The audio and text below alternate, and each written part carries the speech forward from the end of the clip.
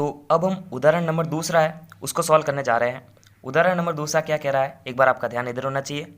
केंद्र O वाले वृत्त पर बाह्य बिंदु T से दो स्पर्शरेखाएं TP और TQ खींची गई है।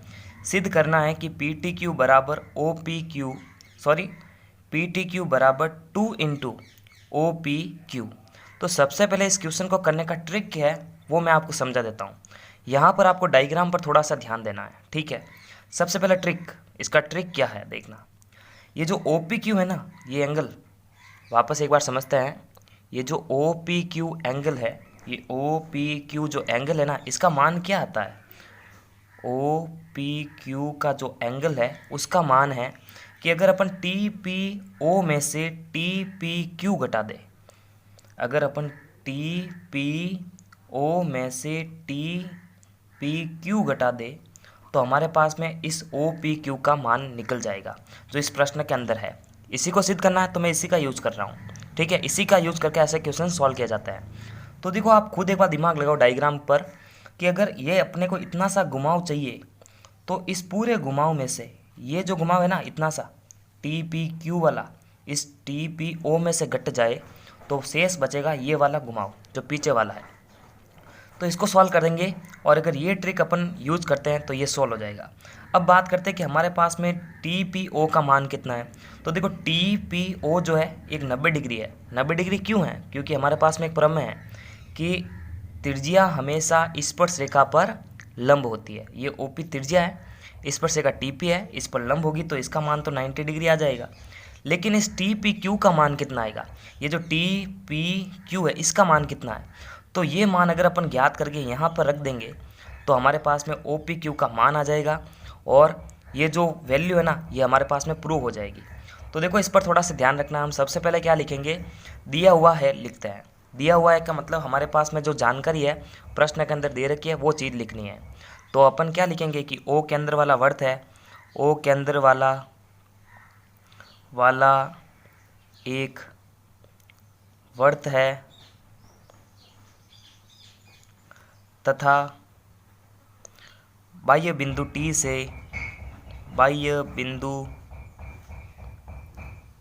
से प्राप्त दो स्पर्श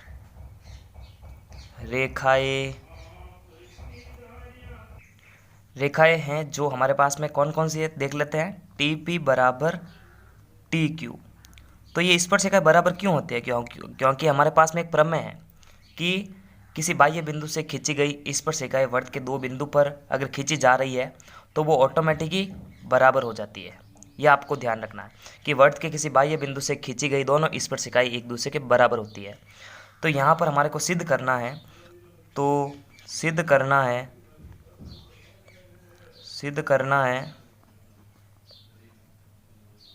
PTQ बराबर 2OPQ, ठीक है। इसको ध्यान रखना है, ये अपने को जो दिया हुआ है ये लिखना आना चाहिए, इसके भी अपने को मार्क्स मिलता है।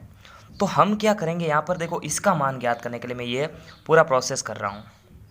तो हम यहाँ पर क्या करेंगे, ये जो हमारे पास में कोण है ये PTQ वाला, इसको अपन थीटा मानेंगे। अब देखो क्यों मानेंगे ये भी मैं आपको बता देता हूँ।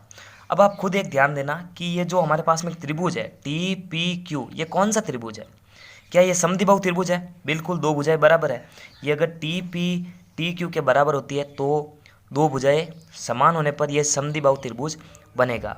और हमारे को पता है कि इस त्रिभुज का जो नियम होता है, त्रिभुज के तीनों कोणों का जो योगफल है वो कितना होता है, 180 डिग्री होता है। तो इन सभी विधि का यूज करेंगे और इन सभी गुणों का यूज करके अपन जो है TPQ का मान निकाल देंगे। तो प्रमाण में हमारे पास में क्या चीज़ है कि प्रमाण TP बराबर TQ से त्रिभुज, ये जो पूरा त्रिभुज है PTQ एक समद्विबाहु त्रिभुज है, ठीक है। अब इस कोण को मैंने क्या माना है, थीटा माना। तो अपन लिख देते हैं कि PTQ का मान थीटा है। माना कि PTQ बराबर थीटा, ठीक है। ये चीज़ हमारे को लिखनी है। अब देखो त्रिभुज त्रिभुज का गुण क्या कहता है कि त्रिभुज के तीनों कोणों का जो योगफल है वो 180 डिग्री के बराबर होता है। तो ये नियम तो पी टी क्यू त्रिभुज में भी लगेगा, ये जो पी टी क्यू त्रिभुज है इसके अंदर भी लगेगा। यानी ये वाला कोण और ये वाला तीनों कोणों का जो योगफल है वो 180 डिग्री के बराबर होता है। और ये अपन ये क्यों कर रहे हैं, ताकि अपन टी पी क्यू का मान निकाल सके, इसीलिए ये प्रोसेस कर रहा है। ठीक है, तो यहाँ पर देखना अपन त्रिभुज गुण से, यहाँ पर अपन लिख सकते हैं स्टार लगा के, त्रिभुज गुण से अगर आप चाहे तो एक लाइन लिख सकते हैं यहाँ पर कि त्रिभुज के तीनों कोणों का योगफल 180 डिग्री होता है। तो अपन डायग्राम से जो है तीनों कोणों का जो मान है वो लिख देते हैं। यानी देखो P T Q plus T P Q plus T Q P. ठीक है, ये अपन लिख देते हैं। तो मैं एक बार इसको लिख देता हूँ, कोण टी पी क्यू प्लस कोण पी टी क्यू प्लस कोण टी क्यू पी बराबर 180 डिग्री। तीनों कोणों का योगफल 180 डिग्री के बराबर होता है। अब यहाँ पर एक बार ध्यान देते हैं कि अगर इसकी दोनों भुजाएं बराबर है, कौन सी भुजा, टी पी और टी क्यू अगर बराबर है तो इनके संगत जो कोण है वो भी बराबर होते हैं। इसका मतलब इसके संगत और इसके संगत कौन सा कोण है, ये वाला टी क्यू पी और टी पी क्यू। यानी ये वाला कोण इस वाले कोण के बराबर होगा, क्योंकि संगत भुजाओं के संगत कोण बराबर होता है। तो यहाँ पर देखिए, यहाँ पर अपन छोटा सा एक रीजन दे सकते हैं कि संगत भुजाओं के संगत, यहाँ पर लाइन लिख देना आप, ठीक है, कि संगत भुजाओं के संगत कोण बराबर होते हैं। यदि यहाँ पर देखो मैं ट्रिक से बता रहा हूँ कि टी पी बराबर टी क्यू है तो इनके संगत जो कोण है, कौन से कोण थे वो, टी पी क्यू बराबर टी क्यू पी, ये दोनों एक दूसरे के बराबर होंगे। तो अपन जो है टी पी क्यू की जगह टी क्यू पी लिख सकते हैं, और अपन खाली टी पी क्यू की जगह टी क्यू पी क्यों लिख रहे हैं, ताकि हमारे पास में जो है टी पी क्यू का मान निकल सके। ठीक है, तो यहाँ पर देखिए मैं टी पी क्यू को तो छेड़ूंगा ही नहीं, कौन टी पी क्यू को नहीं छेड़ते हैं। पी टी क्यू हमने कितना माना था, थीटा माना था, ये वाला थीटा हो गया, प्लस टी क्यू पी किसके बराबर है, इसके बराबर। तो लिखा जा सकता है वापस एक बार, कौन टी क्यू पी बराबर 180 डिग्री। अब देखो ये और ये दोनों बराबर है, तो इनको अपन इस तरह से लिख सकते हैं कि दो टी पी क्यू, यानी ये अगर इसके बराबर है, सॉरी यहाँ पर एक बार लिख देते इसको, टी क्यू पी की जगह अपन क्या लिख सकते हैं, टी पी क्यू। ठीक है, यहाँ से तो दो बार आया तो 2 से इंटू करके लिख सकते हैं, और ये थीटा तो इसके साथ में प्लस में ही है, बराबर में 180 डिग्री। इसको वापस एक बार समझना है, ठीक है, कि टी क्यू पी की जगह अपन जो है ये टी क्यू पी की जगह टी पी क्यू लिख रहे हैं। ठीक है, 2 बार है तो 2 से इंटू करके लिख सकते हैं इस तरह से।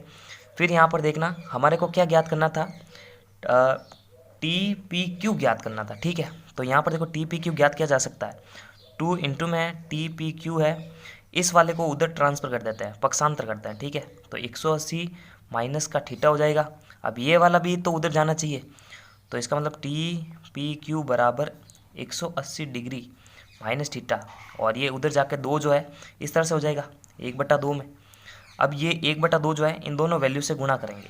ठीक है, तो 1/2 इंटू 180 माइनस थीटा बट्टा 2 इस तरह से आएगा, और ये इसको अगर काट देगा तो कितना डिग्री आएगा, 90 डिग्री। तो 90 माइनस थीटा बट्टा 2, तो हमने जो है टी पी क्यू का मान ज्ञात कर लिया है, वो है 90 माइनस थीटा बाई 2। तो अपन जो है इसी मान को इस समीकरण के अंदर रख देंगे।